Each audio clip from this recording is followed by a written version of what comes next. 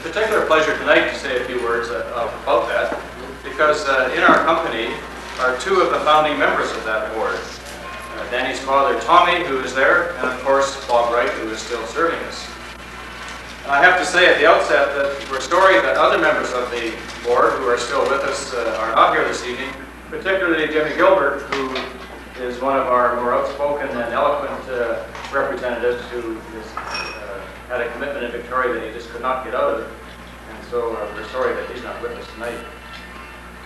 And I would say, not to keep you very long because I know you've had a long day, I recently read the minutes of the first meeting of the advisory board.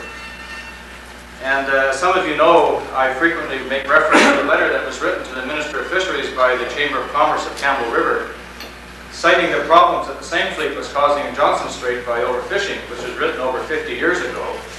And we all know the progress that's been made on that issue.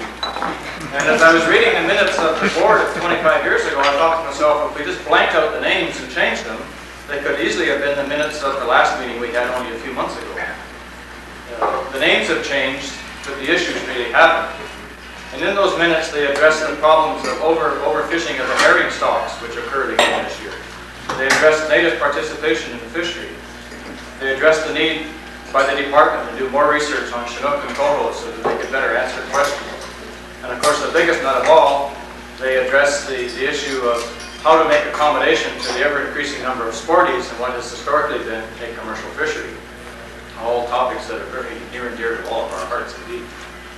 But to get to the point, there was two things I did note in the minutes that were of particular interest to us. One was a discussion on the term of appointment of members to the board. And it was pointed out by someone there that the longer a member served on the board, the more likely it would be that his services would become more valuable. And I also noted that one Robert Wright was elected by the members, 17 members present, to serve on the original planning and planning committee, which is now known, of course, as the executive. And so, Bob, your presence from day one has been duly recorded. And as I noted, unfortunately, Jimmy can't be here with us this evening, but it is a pleasure to acknowledge one of our founding members who is still very much serving us. And of course, it's trivial to say that as time has gone on, his services have become more valuable. Because today, Bob is known to us not only as a member of our board, but a hardworking leader of the Park Committee, the co-management process that you worked on so hard today, and of course as probably Canada's most outstanding commissioner. And in the interests of getting back to the reserves and things, I would ask you at this point to join me.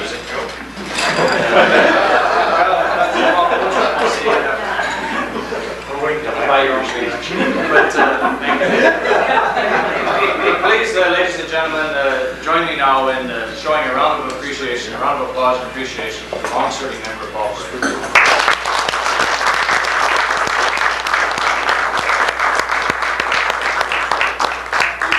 Thank you. I heard it all from your dad, Danny. So that's a real pleasure seeing him here tonight. Well, come on up here for a minute, Bob. We've got two people. Bob, come on up here. That over there. We've got two founding members here. We've got two people, Bob and Jimmy Gilbert. Jimmy, who couldn't be with us tonight, is working the sportsman show in Victoria. These two dudes had the tenacity, had the balls to stick with this process, to continue to fight, to continue to crank. Jimmy talks about putting your shoulder to the wheel. He says, it's your turn. Just if everybody gives a little shoulder, a little nudge in the wheel. Between Jimmy and Bob, they've been pushing that wheel, pulling that wheel, and just tugging right along. And after 25 years of still performing and still pulling, it's good to see that. I'd like to recognize both Bob and Jimmy. We've had a little plaque done up here for you, Bob. And it says, presented to Robert H. Wright, April 1964 to April 1989. On behalf of recreational fishermen, the Sport Fishing Advisory Board salutes your dogged determination to keep the dream alive.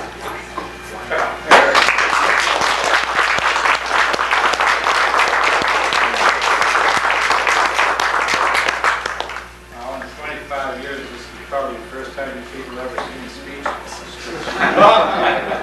I came down, I think I said I'm going down to get drunk. And all I want to say is thank you very much. As I was saying, I was very sincere in saying that just a great surprise was to see Tommy here tonight. We kind of walked a strange road together when we started this process. And Tommy, I'm pleased to say that your son has been a guiding light to all of us. And he's probably the toughest guy I've ever worked for. And I continually thought about you over the years, how you sort of stood back as the elder statesman and let the kid take over. And I just want you to know that 25 years later, I kind of got the same idea. That guy back there is my kid. And I'm going to start standing back pretty soon and let him learn the process. Thank you very much. I appreciate it.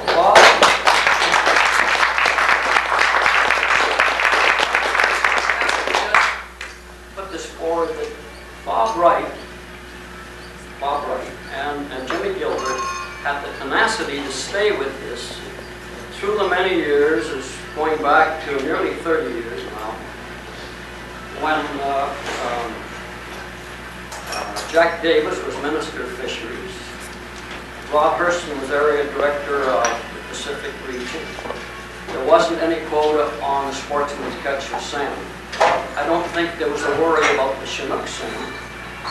I remember 200,000 tons was the quota for the commercial fishermen on herring.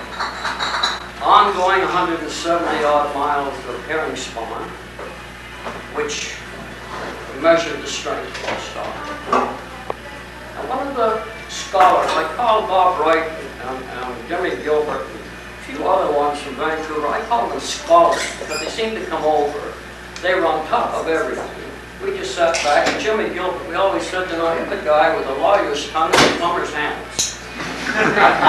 These people were contributors. I wasn't. I was a listener, I suppose. In any event, one of the scholars from Vancouver Island said, you know, we're going to be in trouble with the herring stock. I think it was Dr. Taylor in charge of herring. Fred Taylor. Is that right? Yeah. And a pompous type of individual. He said, the herring stock is well and healthy and there's nothing wrong at all. I don't know whether it was 1 year later, the herring spawn, miles of herring dropped down to something like 70 odd miles, about half. The fat was in the fire. Most of the herring had been for reduction. So that was, reduction was out. Now the fat's in the fire, and the worry and concern had gone. I say the scholars from Vancouver Island, they know a hell of a lot more than, you know, the Dr. Taylor type. Anyway, Bob, I admire you. You've certainly been a tower of strength, and Danny always said you're his mentor. And I hear so much about, you know, credits. Well, for the whole group, I guess. I don't know current people, but anyway, nice to be here tonight and talk to you. And I don't know, my son, I guess, has been pulling his weight according to Bob Wright. Anyway, nice talking to you anyway.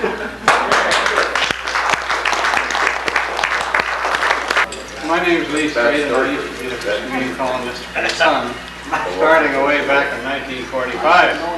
And just so you understand how the Sport Fish Advisory Board was born, sometime after I started at the Sun, the idea of having biologists managing fish and game was just growing. And one of the early biologists in the picture, about the vintage of Peter Larkin, Dr. Peter Larkin, was Rod Hurston. And the first contact I had with Rod Hurston was to go over to the Capilano Dam, which had just been built, and with Peter Broomhall and I bemoaned so much and tried to stop with columns in the paper.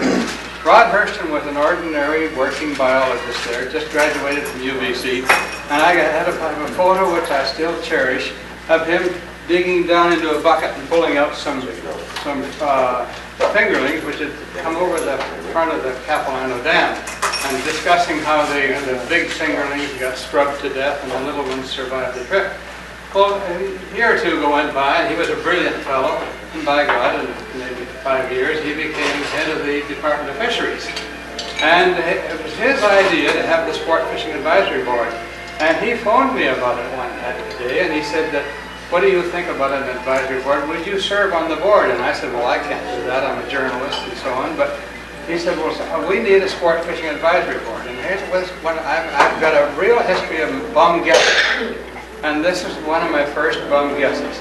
I said, what do you need an advisory board for? And he said, well, he said, you have the Wildlife Federation advising the provincial fish and game. He said, we need somebody to advise the Department of Fisheries. And that was the first little bit of light at the end of the tunnel on the part of DFO being concerned about recreational fishermen.